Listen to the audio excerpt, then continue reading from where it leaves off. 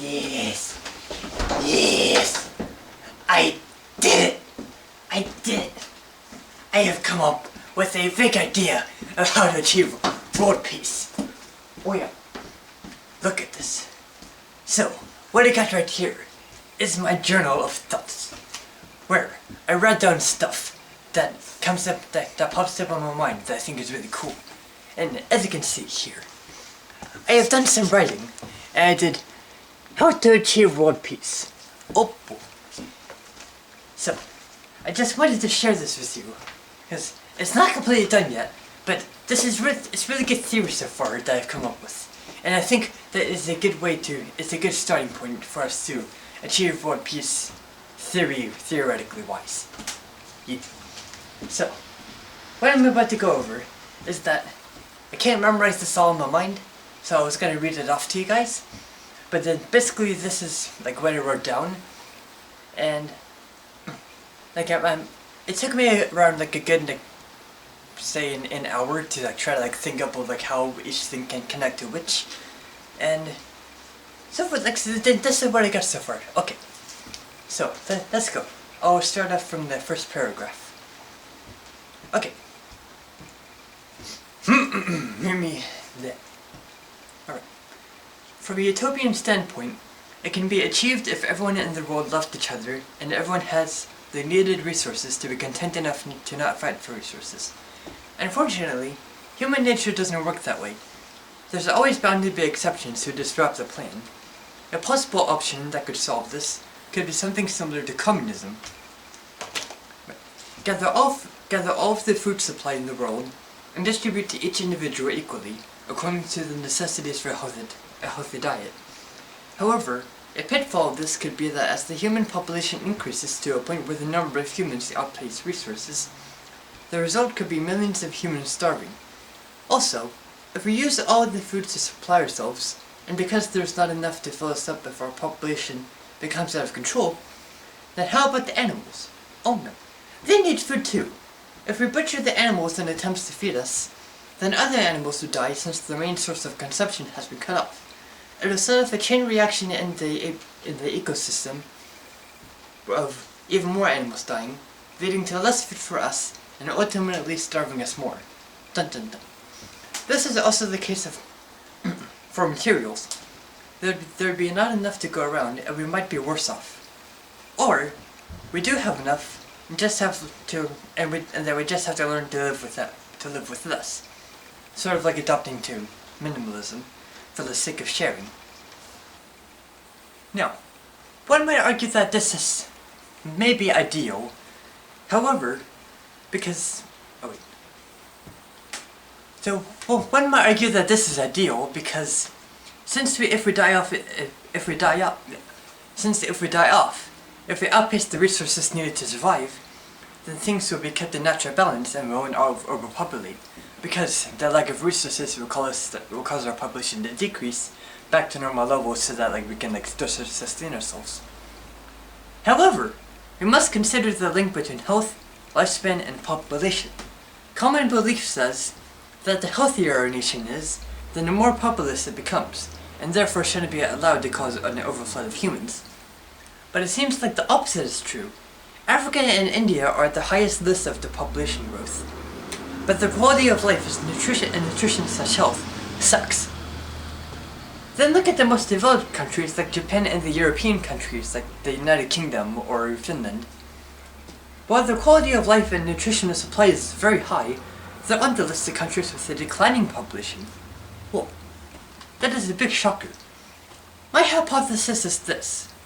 Countries with poor health are becoming overpopulated because since the lifespans are shortened, there's greater urgency for reproduction in order to stay afloat, since many don't make it past a certain age, which is relatively low for human life, say 30 or 40 years old. While developed countries like America or Finland don't have as much of a need to reproduce as much, since the lifespans are a lot longer, and thus is already taken care of. And Maslow's hierarchy of needs, regarding the physiological concerns and safety, allowing reproduction to be more optional so that higher levels in the pyramid can be pursued, like social relationships or spirituality. So basically, with this logic, if we take the route of sharing all of our resources until population grows, to a point where everyone starves and die, we could be setting ourselves up for disaster. The population won't lower back down until we have enough again. We'd actually overpopulate even more. Something's fishy here. If this scenario occurs, won't everybody resolve to stop reproducing to lower their population back to a more manageable level? Well, let's say not exactly, because do remember that the average IQ is only 100, meaning like around 50% of the population is below that. So, and even less so for poorly nourished nations, since like they don't have like enough nutrition to like develop the brain during early childhood stages. So because of this, many people are also unable or unwilling to grasp the big picture and act accordingly. The COVID-19 regulations are a good example. You've seen how like even when the government gave all those explicit orders to do social distancing from people, you would go to the park and you would still see these groups of people walking very close to each other, just going, "Hey, how's the day? Oh, it was good, Becky. How's the kids? Oh yes, they're playing with the other kids in the neighborhood. Oh yeah, didn't the government say that we have social distancing? Yeah, what a bunch of baloney. We're not gonna get disease." 2 days later, I'm sick. I have COVID. I have coronavirus. Why didn't I listen to it? You know what I mean? Okay, but basically. So basically, some people will completely ignore the health risks, and because of that, some might actually still make this situation worse. Okay, even if it's a few outliers, it still throws a monkey wrench that could lead to big ramifications. Wait a second. So, like I explained in the beginning, of course, if everyone cooperated, then things would be fine. But unfortunately, human nature isn't like that, and there's bound to be a good portion of people who will mess everything up. So, the communism strategy is very, very unlikely to work, unfortunately. Okay, so, if people become discontent with low food and resources for each individual, then wars arise to compete for survival once again, and world peace isn't achieved at all, because, remember, the goal is to try to achieve this without any violence at all. Okay. So even if we practice minimalism and there's enough to go around, some unfortunately are just greedy. And I'm not saying this to humans in general, but I'm saying that there will be people who are going to be greedy and try to hoard everything for themselves, even if we create this big systemized government to try to prevent that, because criminals are a thing. Okay, so that we could just sentence those people to death to keep order. However, if we're using death as a punishment, then technically that's not peace. World peace is achieved when we are all content that fighting isn't necessary. If those aren't content or are allowed to steal or hoard due to fear of death, then conflict is bound to erupt.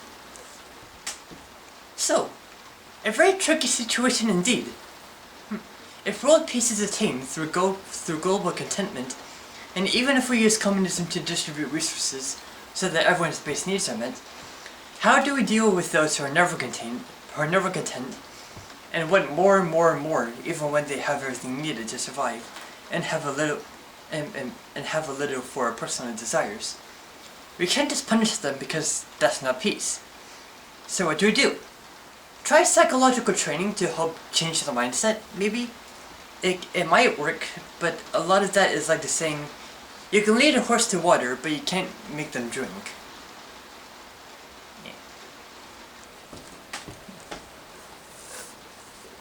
Okay, so that is the end of the things that I wrote down, and basically this is the part where I'm stuck at, because I wrote this whole elaborate theory, but then at the end, I'm trying to figure out how exactly are we supposed to deal, but I'm stuck between the fact that if we try to take the route of making world peace to distributing everything evenly, or creating this elaborate system to try to and it only goes well if everyone gets along, but then that might not work because there's the outliers and the humans who will try to disrupt that, by doing things for like their selfish desires. Kind of like how we have our own government, but then there's still criminals who do things that break those laws, and then we put them in jail. But then, like, while we could do that, that's technically not word peace, because that's using force. And peace, by definition, is not using like any conflict or like any kind of punishment thing. However, the idea that I had about solving that through like psychological training method, like trying to like not brainwash, but like okay, yeah, brainwash. Never mind. It's like a reformation to like try to like get them to like behave in a certain way so that they don't actually like ruin the whole world peace and like cause everything to go back to square one.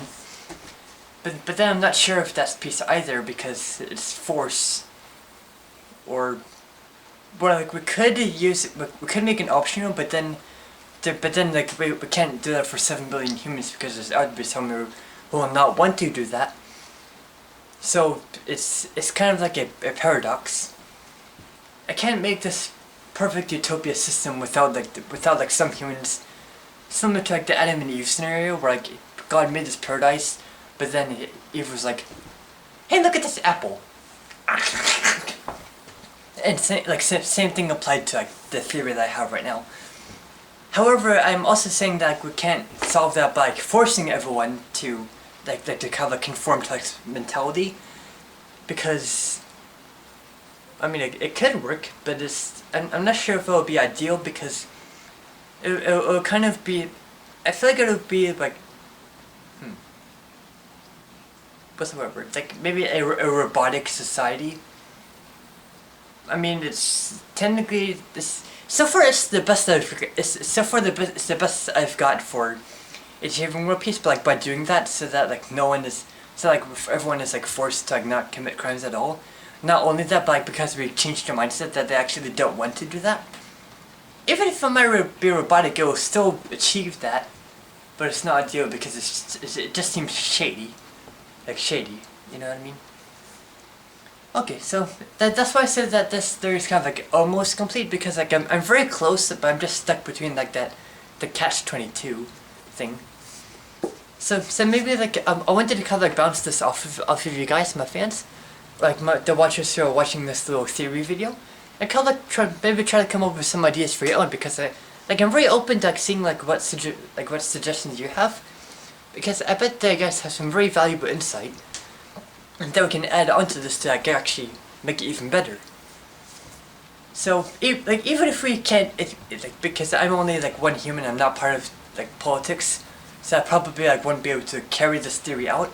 However, it's still a good thing to strive for, because like if we actually have like a good plan for how to achieve world peace in the whole world, like maybe we can actually like spread that idea to others, and get some movement going, or some progress. Okay.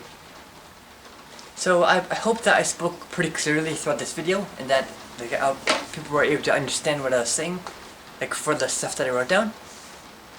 And that sums up of this video.